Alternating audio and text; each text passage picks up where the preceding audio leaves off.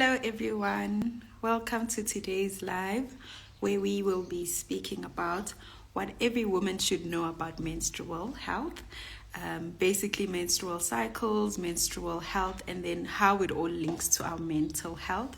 And I will be joined by the amazing Natalia Fernandez, and she's joining us from Bali.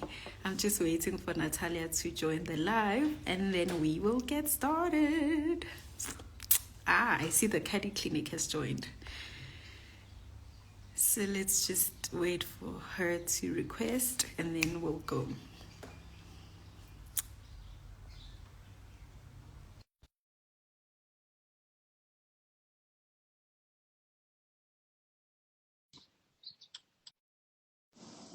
Yay! Morning! Hello. It's morning for you, right? Still morning for you. What time is it on your side? It is 5 p.m. So Okay. it's good time. Still have the lighting from the day for the live. So we're Yes. doing good. Yeah, the 12 p.m. thing wasn't gonna work. It was gonna be dark. I get it. I get it. How are you Just wasn't doing? gonna flow. I'm doing good. Bali, such a magical place, such a beautiful island. Yes. And with all of that magic comes a lot of that transformation, as we'll get into later. So I'm Mm. going, I'm flowing, I'm letting the waves come and take me where I need to go. So things are good. Things are great. Yeah. I was hoping you were gonna give us some views because some of us can't afford to go to Bali right now. You are my closest hope. So I was hoping you'd go sit on the swing and do this live while I'm seeing like the I will show you though, because we do have some beautiful views right here, right outside of my villa. It's Oh, just it's just so yes. beautiful. So It's that's nice my and view, okay, my view cute. as Homey I when we as I at the have the beach. live. I know, right? There's quite beautiful places nearby, Yeah. so that could definitely happen soon. Amazing. Okay, let's get started. So I'm gonna read your bio, just to let everyone who's joining us know who's coming on. I won't read the whole thing. I'll just read a few things and then we'll get started. So joining me today is Natalia Fernandez, like I already said. She is a first generation Cuban American. You need to tell us what that means. Menstrual mental health advocate and expert, international social entrepreneur, award-winning public speaker, the founder and CEO of the Cali Clinic, a certified Himalayan Kriya Yoga facilitator, an energy healer specializing in premenstrual and menstrual disorders. My goodness, so much life, so much things that you're doing on this beautiful earth, my darling. Oh, thank you, what thank you, does thank what does you. first generation Cuban American mean? Like what are your roots? Yes, yes. So first generation basically means so the Cuban American mixture, right? So that means that I am the first batch of this Yes. mixture to exist in the US. So Okay. and I really like to emphasize like that I'm Cuban American and not just American because Yes. being Cuban has been what right, it's a culture that I've grown up in, but also it's Yeah. such a big part of who I am. And my Cuban roots I'm so proud of. And as we'll dive later, we'll just kind of see and recognize some of that special magic also of the island of Cuba. Mm, okay, no, I get it. So can you also share what made you go into the work that you're doing now, becoming, I mean, menstruation is not it's not a fun subject. It's stigmatized. Unlike mental health, I feel like mental health, we're at a place where now a lot of people are aware of mental health, but menstrual health is like, who wants to speak about menstruation? So what Mm. made you want to be an advocate and an expert in that field? Yeah, so I also had a lot of resistance in getting into the female health space. I'll say that because I was like, Yes. oh, there's a certain kind of person and a certain kind of persona, and I am just not that. And so Mm, the only reason why I got into this space to begin with, it wasn't because like, yeah, I want to be a wellness influencer and I just want to influence people. That wasn't Yeah. the reason for the seasoning of my life. Basically, I really struggled with having premenstrual dysphoric disorder. And so for those of you that are unaware of what PMDD or premenstrual dysphoric disorder means, it's a cyclical hormonal mood disorder. And so this impacts the quality of life. It greatly debilitates that quality of life. And those 2 weeks leading up to your period, which is also known as the luteal phase. And so basically, symptoms can range from like feelings of anxiety and depression, but it can also be so severe as suicide ideation. It can mean that you have an eating disorder for the 2 weeks leading up to the period. And then somehow once you have your bleed, once you have your period, then it goes away. So there are so many facets of PMDD that a lot of people just don't recognize. And because I understood that even in the medical community, they didn't know what PMDD really was, and they didn't have any treatments. There's still no official treatments for PMDD, which is horrible.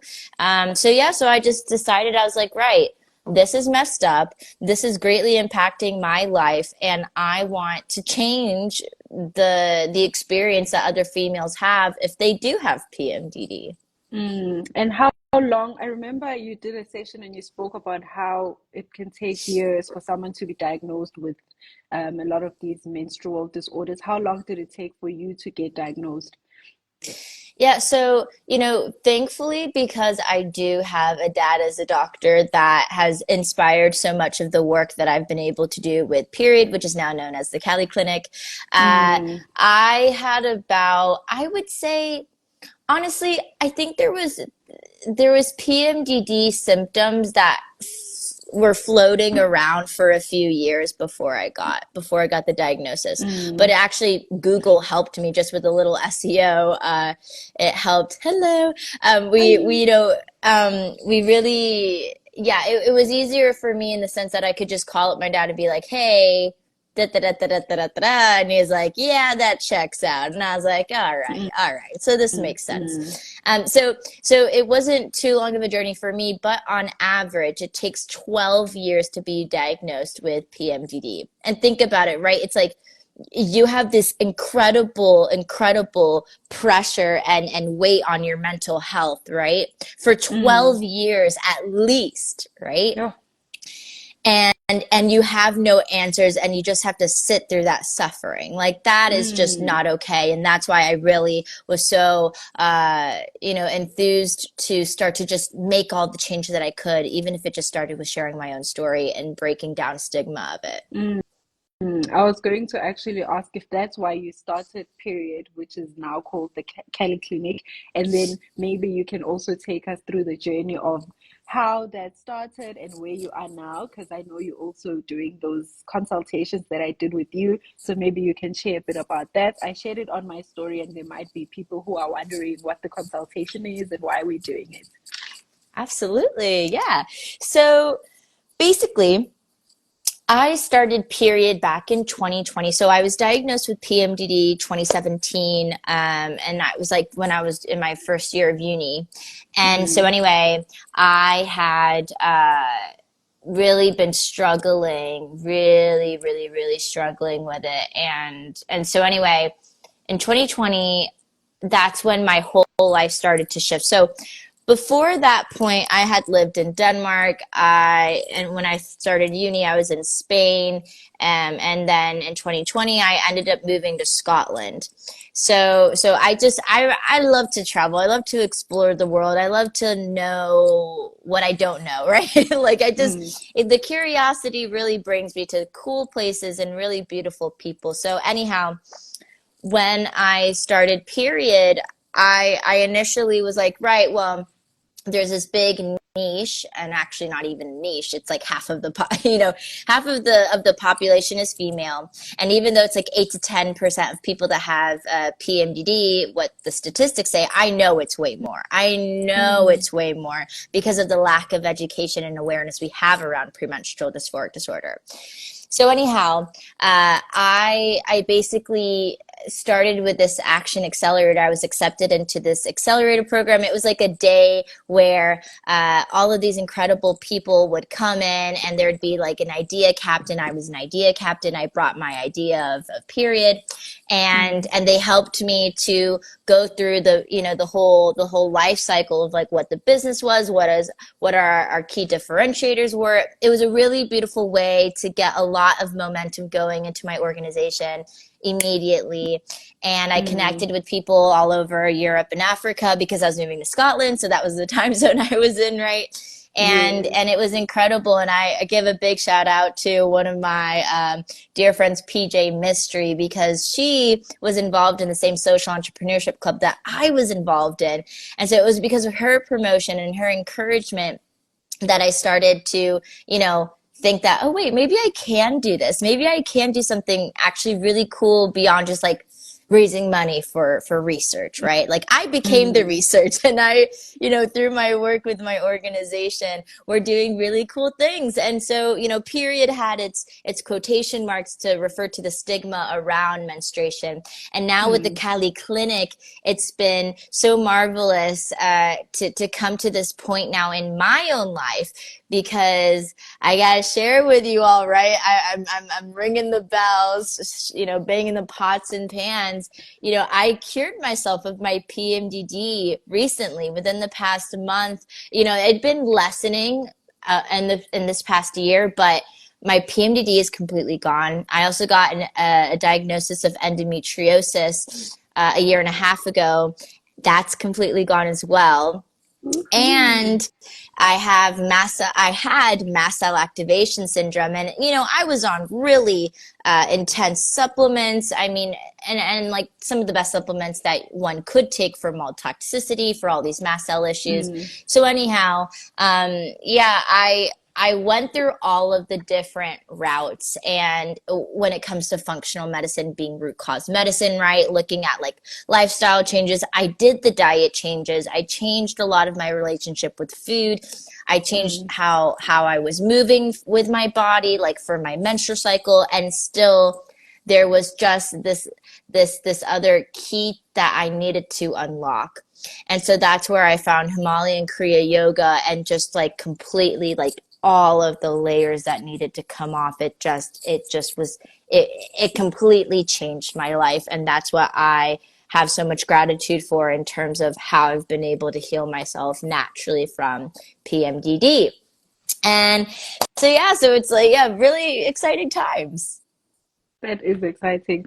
Then I just want to go back to the consultation and that whole. Yes. I went through that process of consultation where you asked me a lot of questions about my history, and I had to go back to my mother and ask her about her period history and her pregnancy and all those things. And I was like, oh my goodness, we never speak about these things. How am I even going to start this conversation? What am I going to say?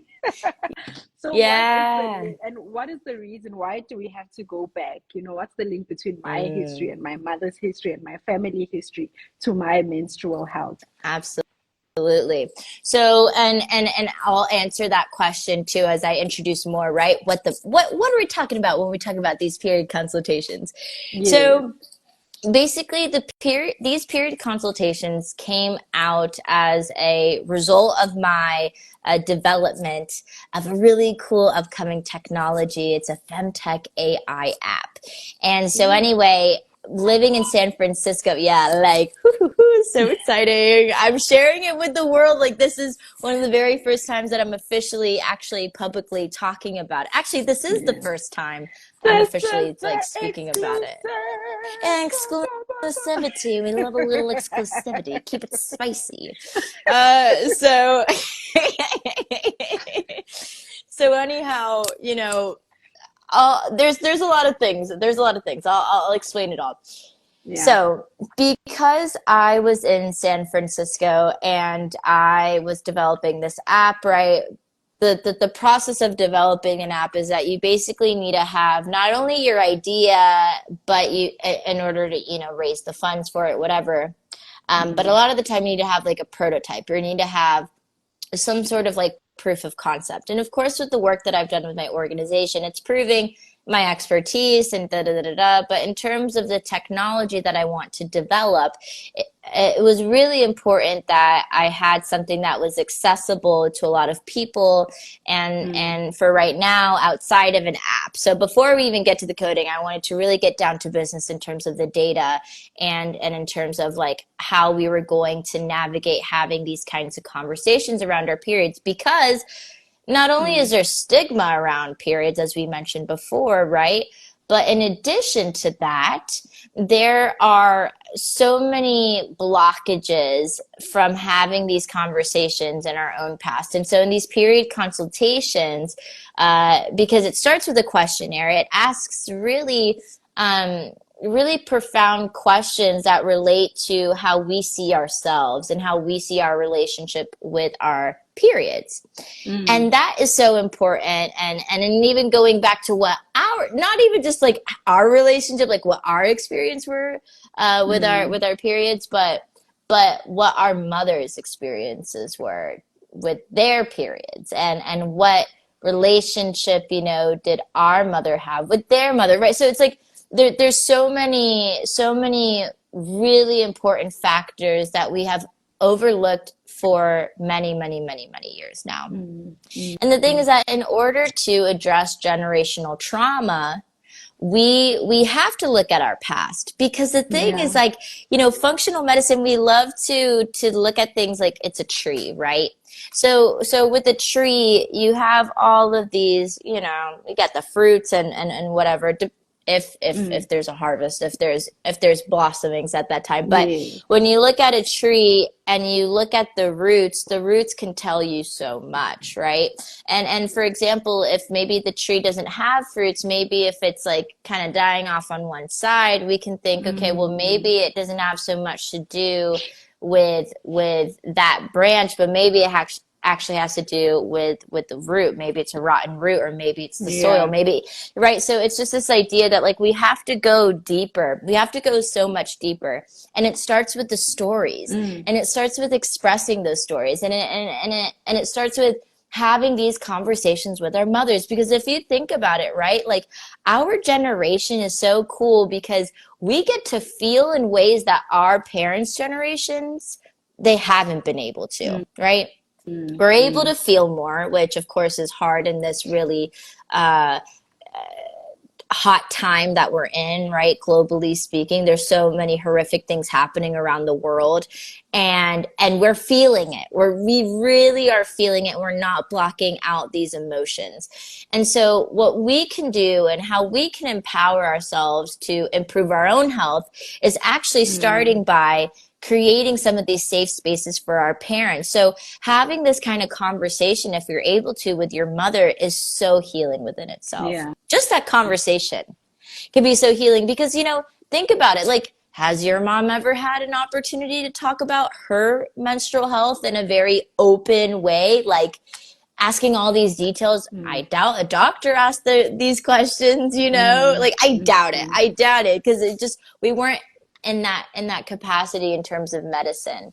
So anyhow, so the period consultations, basically, it's like a 3-step process. So you do the questionnaire, which goes over all about you, and then you get to have an overview about your history, and then you get access to these really cool resources. So if you're interested, definitely check out the link. If you go onto the Cali Clinic, there's also a link in my bio, which directly takes you to the period consultation page. It's a super fun, easy questionnaire. It's not like super like long, like, okay, I have this symptom and that symptom. It's like it's pretty personal. So you get to easily just pick up on, like, oh, that happened in my life, and oh, that happened in my life too. The idea is that we're helping you to connect the dots of your history, but in addition to that, we really want to just empower you to recognize your full story, because with that recognition comes true healing. Ooh, preach, sister. You got a lot of things to say. When I did that questionnaire, I was like, oh my goodness, what happened when I was 10 again? Where was I? Where did I live when I was 10? My goodness, this should be about periods. Why am I answering all these questions? But like you said, it's not long. but it's very personal. You know, it makes you dig deep. But once you're done and you see the full picture, then it all makes sense. It's like a puzzle that you're putting together and you're creating this cute little puzzle of your life. Then it's like, oh, okay, I remember. So it's a bit like therapy, but it's not. So I think it also links us to the conversation that we're having now, which is the link between our menstrual health and our mental health. And I think a lot of us think that our menstrual health can only be affected maybe 2 days or 4 days before our period, because that's when our period comes. And a lot of the time we think maybe that's the only time that our menstrual health matters, around that time. But we have a cycle, you know, and a lot of us don't understand what the cycle is. So could you please educate us in the most basic form how our cycle works and what the 14-day cycle is and the periods and the PMSs of the world? Yeah, absolutely. It's a big, it's so important to have these just generic overviews because it can get so confusing. I absolutely Yes, agree. And also I loved that reflection of like the puzzle of our lives. Like, yeah, I love that. I love that because honestly, right? How can we solve the puzzle if we don't have all of the pieces? We can't. exactly. We Yeah. can't. We can't engage in it. So to have an overview of what our menstrual cycle is, okay? So Mm, a lot of people use the term phases and cycles. So to clarify and make it really, really easy to understand, mm, we only have one cycle, which is the menstrual cycle, right? So, and in that cycle, we have 4 phases. mm. So just point blank, when people say like, I don't know, people hopefully aren't saying luteal cycle because that's incorrect, I but saw that menstrual cycle, somewhere. yeah, okay. Yeah. So it's a cycle, and within that there are 4 phases. Okay. Now some people also can break it up into two. Sometimes I like to just break it up into two to say like, okay, follicular and luteal phase. But let's get into that. Let's dive more. Mm, So basically, if we break it up into two, the very start of our period is day one, right? So when we start to have not just like a little bit of spotting, but when we really start to bleed with the new blood, that is like mm. the day one of our menstrual cycle. And so Okay. then that takes us all the way. So that's the start of our follicular phase, right? Mm, So we have this our period, then we stop bleeding, and then we continue on into our follicular phase. And this is because of a hormone that we have that is named after follicular. So I'm not going to get into the hormones. We're going to keep this super like, no. we don't need to be experts in the hormones for this talk. No, because we got a lot to cover.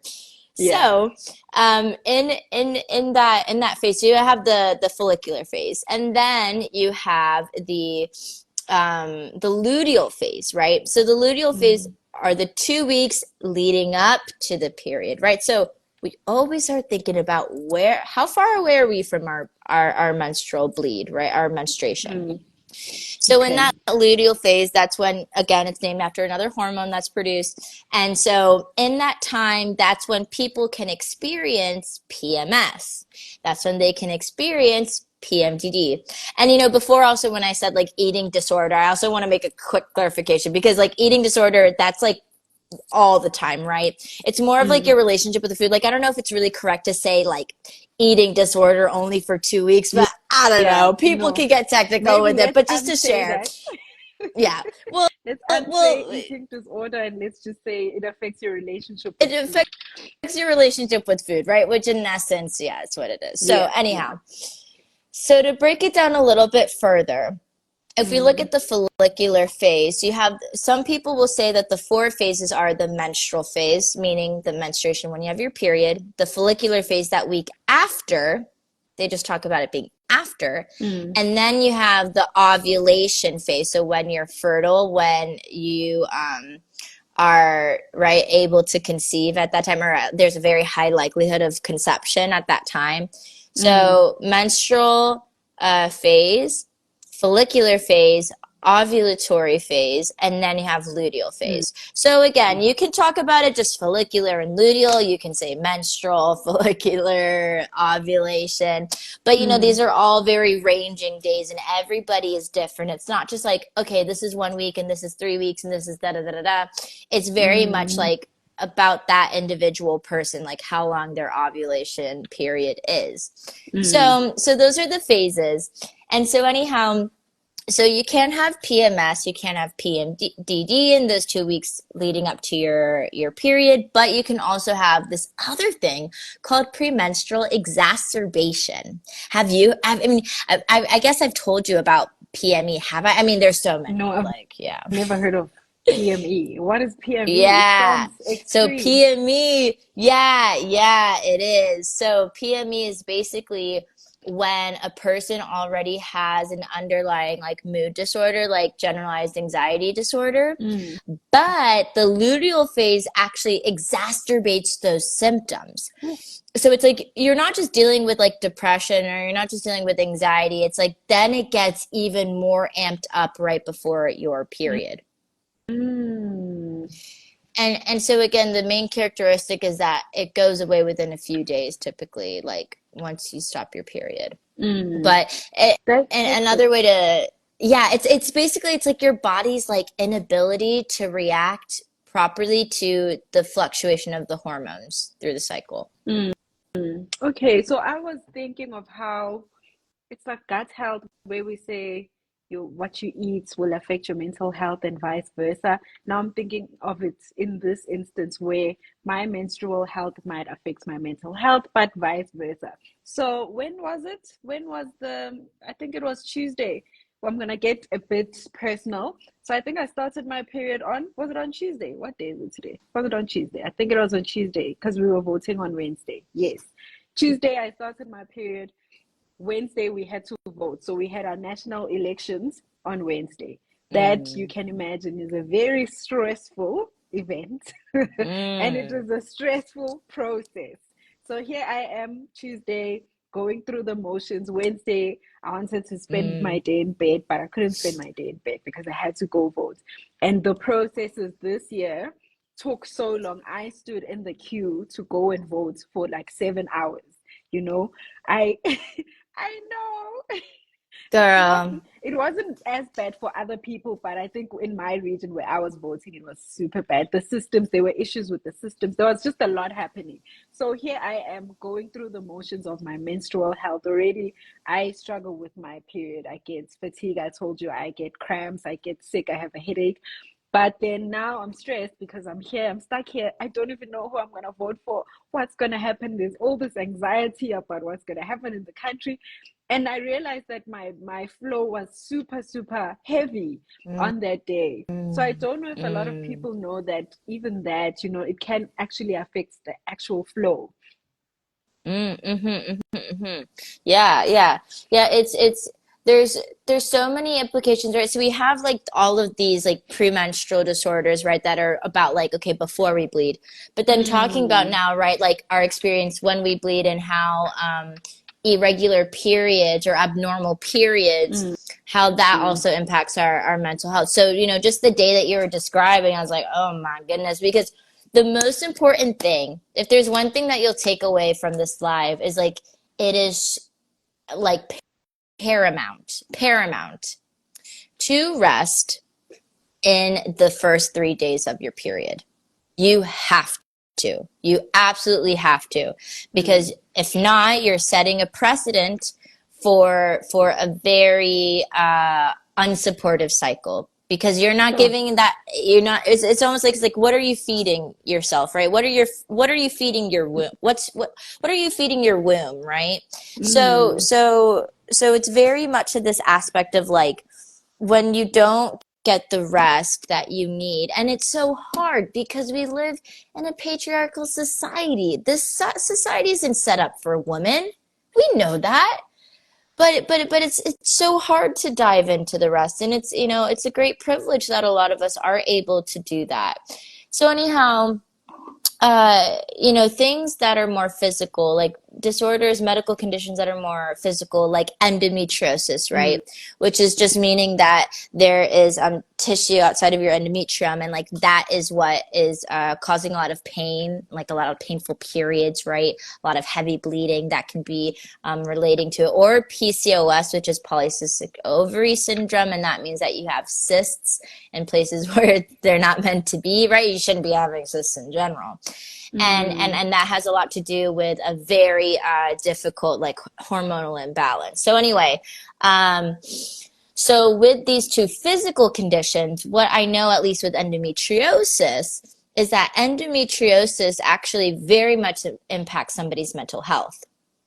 And so within mental health, I believe it's like 54% of people, no, more than half, more than half of people with endometriosis actually have thoughts of suicidal ideation. Sure. Yeah. 54, maybe 34. My mind, I'm also like kind of, I'm sorry, I'm like 54, 34. It's one of those numbers. We'll Google it. We'll do a fact check to make sure that it's accurate. Yeah. But I think it is, and I think it is more than 50%. Yeah. So just to show again, like that, there are really, really big impacts, because if you think about it, right, if we're able to have our periods, right, let's say if we are bleeding, right, maybe we're not on birth control, we're bleeding, and and it's a natural cycle. Think about it, like every single month you have like anxiety because you know that you're about to have a painful period, or you know that it's going to be heavy, or it's going to be annoying, and subconsciously, even if it's not conscious, subconsciously you're like, oh crap, again, like so it's doing so much to us on a very deep level, and it's really part of my mission to uncover all of that burden that we've unfortunately been putting on ourselves, right? Like that society has put on us, and to help alleviate that burden. Yeah, and it is like super, super serious. Also, were you able to find one of the facts? I mean, honestly, I dig deep when I find my facts. So. No, it's not gonna work because now I look like I'm not interested. So there's a No, lot of words. I'll you're check okay. after, You're okay. You're and okay. then I'll add it on the caption for everyone. I want to say though, yeah, because I think it's more than half of people that of endometriosis, and I think what it is, it's 34% of people that have PMDD that attempt suicide. Sure. That's crazy. And I think I'm sorry to use the word crazy in this case. I That's know, crazy. I use crazy as well, and I was like, okay, we gotta change the vocab. Yeah, I used to, so Sandy, where I used to work, she's a counselor. So whenever I would say, that is crazy, or that person's crazy, she would be like, crazy? We don't use that word. And I'm like, yeah, but I don't mean like they have a mental illness or they're crazy. I just It's mean just what like, they do wow. is crazy. Yeah. Yeah. But I think I'm saying it's crazy because, like Coolest Advocates is saying, a lot of people are not aware. So you don't know, firstly, that you might have PMDD or you might have endometriosis. And then it also affects your mental health so much that you might have suicide ideation. So I might go to a doctor who also might not be, like you said, it could take up to 12 years. So 12 years of not knowing that I have this illness, I might be diagnosed with something else that I don't have, and I might be treated for that other thing and not the roots, like you're saying. So I understand why you're doing the work that you're doing. Yeah. And because I was in that system, I mean, again, I was very privileged to have access to, medical resources, but even then it was still so limited because it was like I had to get to know myself, and I had to become the expert of my story to even start to unlock all of these resources because it was such a personal journey. And yeah, it sucks. Like, I think it, like, especially when I first started period, I just felt so negative about the world because I was like, these are horrific statistics. There's really nothing being done about it. There's such a lack of funding, And historically, there's been such a lack of funding in terms of female focused health issues, which now is changing, which is great. There's a lot more awareness around it. We're starting to, make some good strides in the industry, but still, it's like, it's so messed up. And so what really gave me hope through this very dark time in my life was functional medicine, because functional medicine, it's not just like, let's look at all the modern science and our latest discoveries and understandings of the human body, but it opens up space for our mental, emotional, and spiritual health, the MES as we call it, right?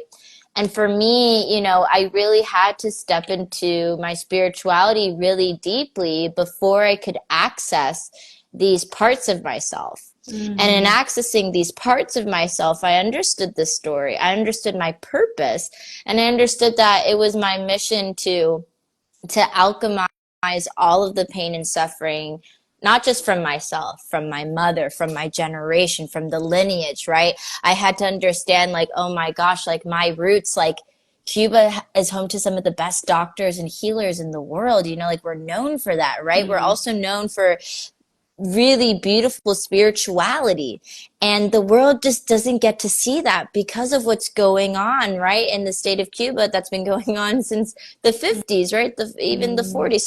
So it's just all of these big parts of myself that I had to come to terms with, and gaining back my own power. And in that's why I'm just so happy that I get to help others in their own journey, because it's not easy. It is the most difficult thing that I've ever done in my entire life, to cure myself of these medical conditions. But the good thing is that now that I've accessed these super potent, pathways to healing, now I can really, you know what I mean? Like these questionnaires, like it's like it packs a punch. This isn't just like, oh, what's like your favorite color, and are you using tampons or pads? Like it goes so much deeper, because it's actually honoring, the beauty and the intelligence of our bodies. Definitely. As you were speaking, I was thinking of the saying that says we are spiritual beings having a human experience. I think that's what it says. Yeah. And I think the Yeah. more conversations I have, and the more I live life, the more it feels like life is literally always bringing us back to our center, which is that, but we hardly ever consider that. I think we always do it last, instead of being raised to, I don't know how I would raise my child as a spiritual person, but I feel like that's how we should be raised. I don't know what you Yeah. think. Like we should be doing Yeah. yoga at like 5. I should have been namasteing and knowing how to breathe. I shouldn't be learning how to breathe at this age now, where it's still so difficult to sit for 10 minutes and meditating, because my mind is so busy, and I'm so old now, and I'm trying to learn something new. Okay, well, first of all, you're not old. Second of all, listen, come on. Point Second of taken. all, right? Even just taking away the should, right? Because there is so much judgment in the spiritual community for the people that have not accessed their more like higher consciousness, right? So in that, we're in a very beautiful time, energetically speaking, in the world, because we have so much potential to change and transform, and again take all of that darkness. That's why, Kali in Sanskrit, it means dark, right? We're seeing in the dark. I'm able to see in the dark, right? Like we're able to transform, because we know what works. And honestly, like what does it mean to like raise, like, being spiritual, like raise children? But it's just listening to yourself. It's just listening to your intuition, right? Not listening to the monkey mind, not listening to everything of the world and the chaos and da da da da. It's not about that. It's actually about being able to break away from all of that noise and going back into that real source of wisdom, that real source of unbounded knowingness, which is you at your center. Like That is the intuition. And that's why menstrual health is so important, because it's, yes, like we're talking about blood that's coming out of our vaginas, every month, but it's so much more than that, because it's Truly. actually us, right? Because we're accessing our intuition. Like our intuition comes literally from our uterus. Like we're women, like we're the only kinds of beings, men can't bring life into this world. We can. Like that's freaking amazing. Life is a miracle. Life is a miracle. And it is the most pure way of us to express ourselves in our feminine nature, right? By being able to channel in a soul and to bring them into the world and to host that life, and children are mirrors, right? Like children are our greatest teachers. I have 9 brothers and sisters. You can imagine, and they're all ranging in age, and I don't have my own children, but in having people in my life that I feel like in some way I've mothered, right? It's like we just get to continue to explore and expand, and children are so beautiful because they help us become better versions of ourselves. So I really, like, honestly, like there is a lot of, I think, like hesitation of like, am I good enough? Am I worthy enough? Like, am I doing this right? But that's what society is just putting pressure on us to believe. At the end of the day, if you're able to go back into your intuition, you will never, ever, ever be led astray, right? Mother's intuition, it's a term for a reason. It's a phrase for a reason. Yeah, true. And I always tell my daughter, because she does things that are obvious. She doesn't know it's obvious. And then I'm like, oh, that's not true. I know you did this. Or she hides, and then I find it. And she's like, how did you know? I'm like, I always know. Mothers always know. Mother knows best. But sometimes it's really just obvious. And Tando, if you watch this, don't listen to this part. Skip this part, because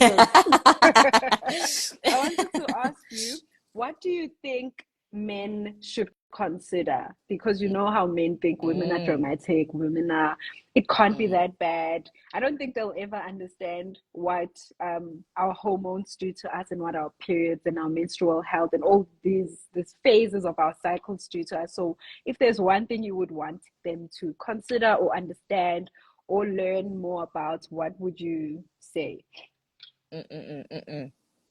Listen is a big word that's coming up right now for me to share with, for everybody that's listening right now, that every person that's going to be watching this recording, right?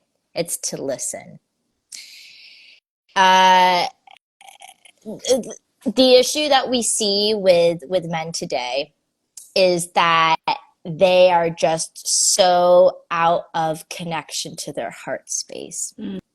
And then we as females don't feel safe around men, right? And we feel disconnected to men, and we're not able to explore and go deeper with men as we should, because men themselves are not connected to their heart space.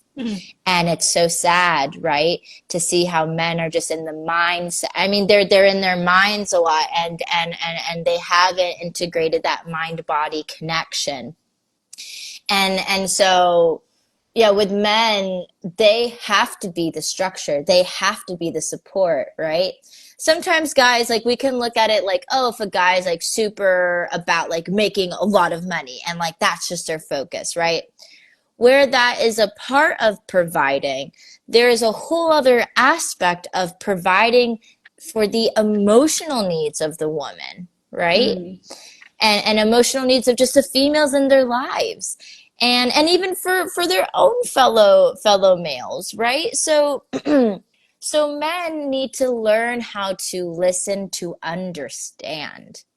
Because if they just listen, if they just take their guard down, that whatever's in their mind, right, of making them believe whatever they're believing, if they just open up and listen to the pain, even if there's a lot of ego in it, or there's complaining coming out of the woman because maybe she hasn't actually been heard ever, that is in itself so healing. Because when a woman realizes, oh wait, she can express her frustration. She can express like her pain, and somebody will actually listen and validate just by listening and just being that support. Like, that is so important. Yeah. So important, because men need to actually learn. They need to learn, and in order to learn, they have to deconstruct their patterning and deconstruct everything that they've been raised to know, right?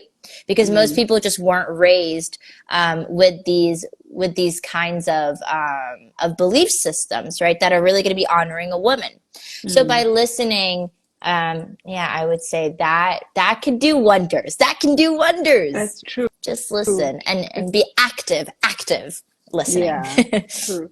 Especially as someone who could be someone's sister, someone's wife, I mean, husband, a dad. I mean, as a dad, your daughter should be able to come to you. And I mean, my dad has never heard me speak about periods ever in my life. I've never asked him for pads. I don't think I ever will. It's just not a conversation I'm gonna have with him. So I think we need to get to a point where it's conversations that young girls can have with their dads. You know, a girl can send a dad. I mean, there are fathers who do that now. I mean, mine is just a special case, but it should be a normal thing. It should be a normal thing for moms and dads to be able to have conversations with their kids, and their kids to be able to speak to them about these things, their experiences, their pains, their struggles. And I really like that you mentioned listening, because I think that's where it starts. When you listen, then it's also easy for me to come to you and to speak to you. So I'm going to move on to our last part, which is menstrual hygiene.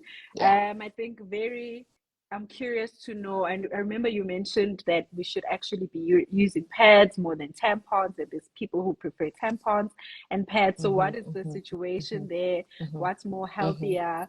Why do we have these options? And what happens if I continuously use the one and not the other?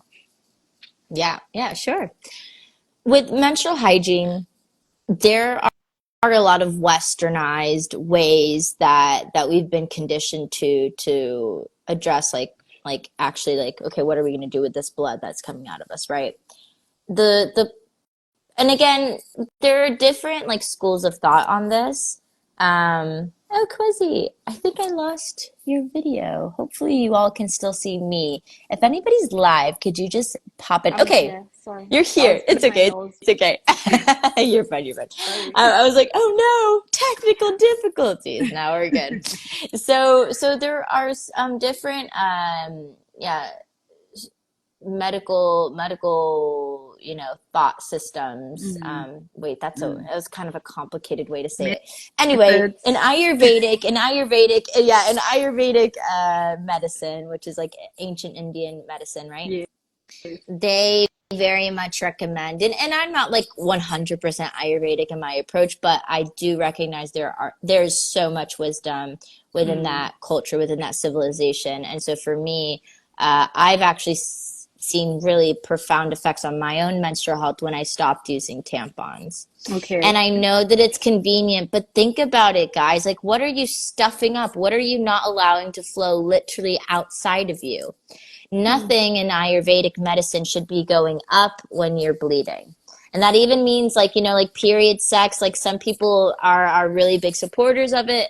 But the thing is that, at least if you're looking at it through Ayurveda's lens, it's really important that we have we let gravity do its thing, right? Because what's so beautiful about a period is that this is a time where we release what is not serving us anymore. And that relates to so many different facets of our lives. That's why you can have PMS. That's why you can have PMDD. That's why you can have PME, because there are parts of you that literally are like, they're literally causing disease in your body, and they want to be released. And then if you're putting things up there to prevent that release, to prevent that flow, right?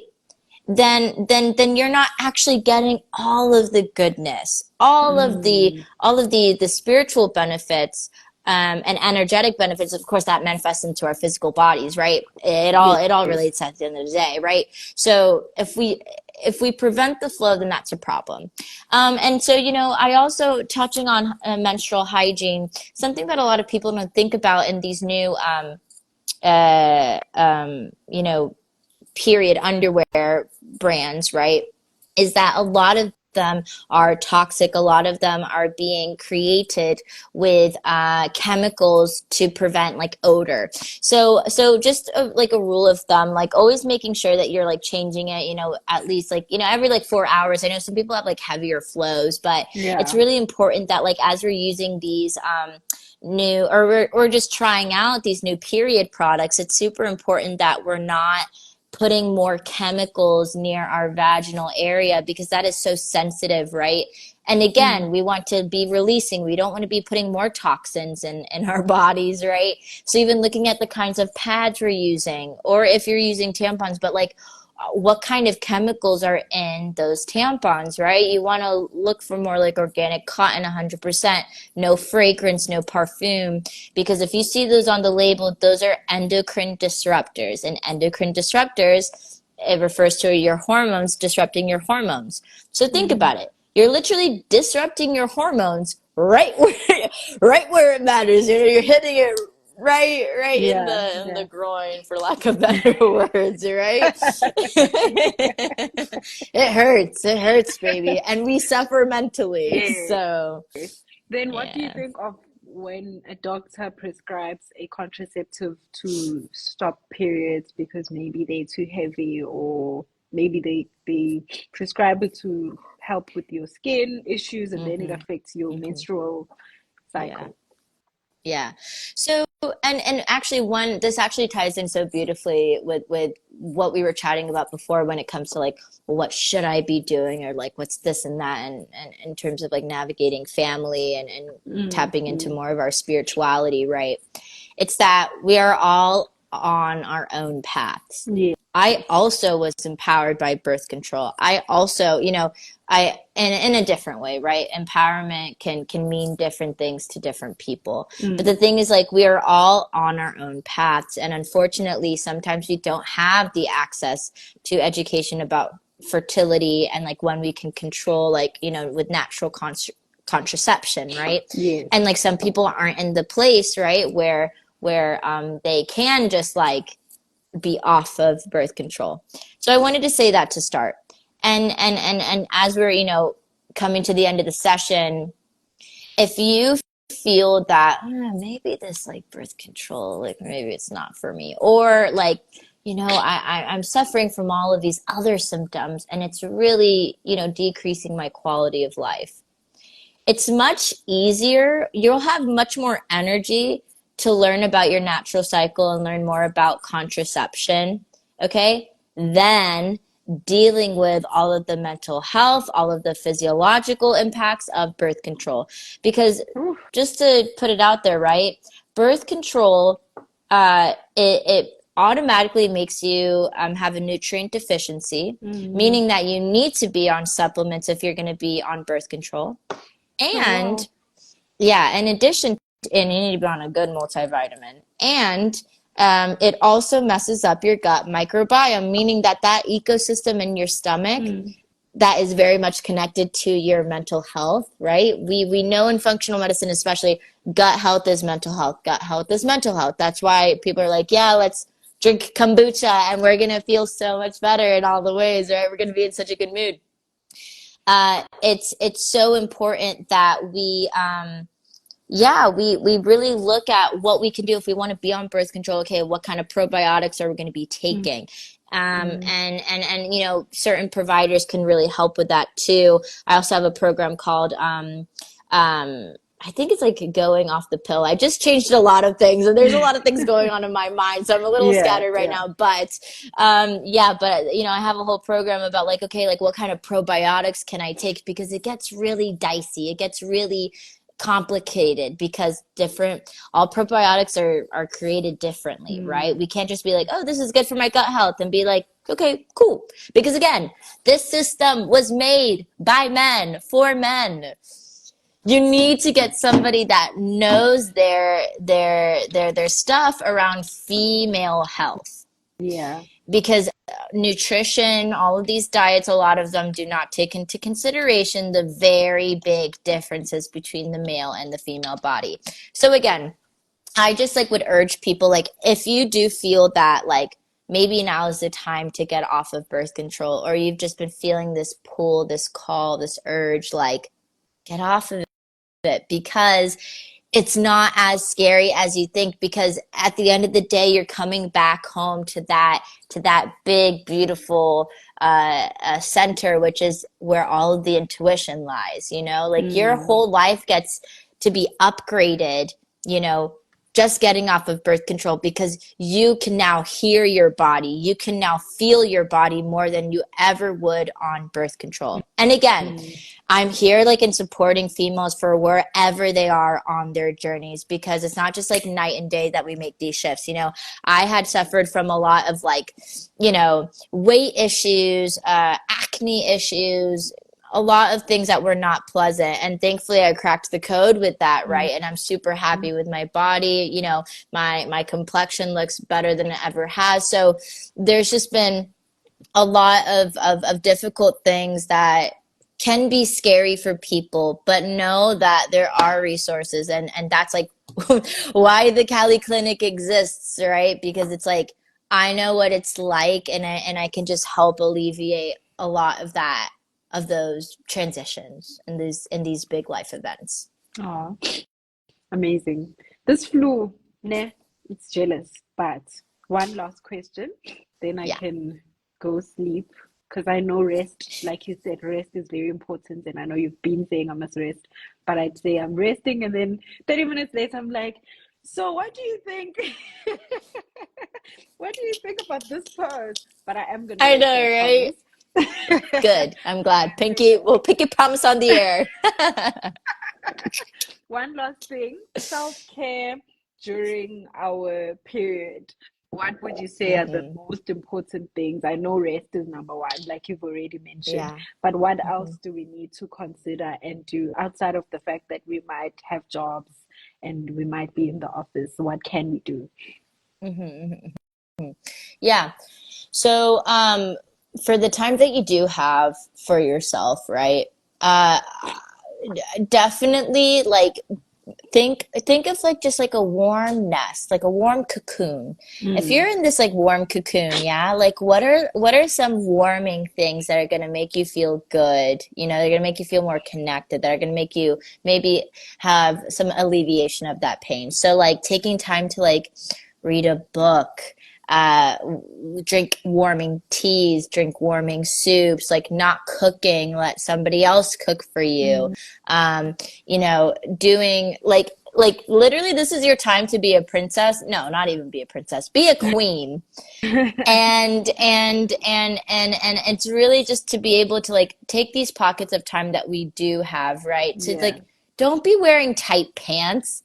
Wear like do not put any pressure on that womb space, honey. yeah. Like be PJs. as gentle with yourself as possible. Yeah, yeah. Like just do things that feel good. Don't push yourself to do anything in this time, because the more Mm, that you just allow things to flow, and the more that you just allow yourself to rest, you'll understand that that goes more into self-love, and increasing your love for yourself is going to do the biggest things in terms of your spiritual and overall health. mm. That's true. There was a time I was listening to a radio station and they were speaking about whether women need to take a few days off when they're on their period. There was a debate where there were people saying, no, I don't struggle during my period, so I don't think it's useful. I don't think people should get day offs during their periods because it's not that deep. Some women were saying it, some men were saying it. But I think it really is something that should be considered, even if it's not a day off, but allowing someone to work from home in that period, I think really might make a difference. Because, like me, my mind, my brain doesn't work in that, especially the first 2 days. My brain doesn't work. I just want to sleep the entire day. I'm fatigued. I I feel like I'm not a human being. I just feel like I'm a zombie, honestly. And when I explain it to people, it feels like sometimes they think it's dramatic. And I think for the first time, actually, when I told you recently, you said, oh, and I was like, this is the most meaningful awe I've ever received in my life because this is someone who actually gets it. You know, and you didn't even need to say anything much. You just said, oh, and I was like, she gets me. I don't need to over explain. I don't need to make her understand. So I think a lot of us, as much as we are different, like you said, as women, we experience it differently. But I think the more we educate ourselves, it's going to be easy to also be support structures to each other. I mean, if we can't understand as women, how do we expect men to get it? You know? Absolutely. Absolutely. It's always about like it just takes one person, right, to transform somebody's life. And so when we start to support ourselves, it becomes easier to then show others how we can support them. And then they can be like, oh, I like to be supported this way. Let me try and, do some of this for me. So it's a really, great way. It's like a domino effect, right? A Yeah. domino effect of self-love and rest and relaxation that as females we have to have. Definitely. And oh, that's so cute. Did you see that? That was so cute. Wait, can I try it again? Does it work? I love it. Love, love, On that love. note, I'm going to end the conversation here. Thank you so much for having this conversation. I will share the link to the consultations again for anyone who wants to do them. And then I think they can contact you to get more information. And then I think before they fill in the form, they need to have a meeting with you first, right?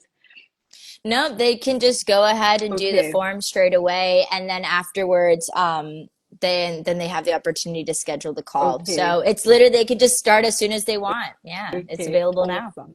Thank you so much. Have a Thank you. beautiful evening. I'm gonna take my Thank you. nap Thank and you. rest. We will speak Yes, girl. soon. You Bye. promised on the interwebs, so I you're did. you're being held to this rest now. I will rest. Thank you so much. Thank you for Bye, having everyone. me. Thank you so much. Bye. Bye.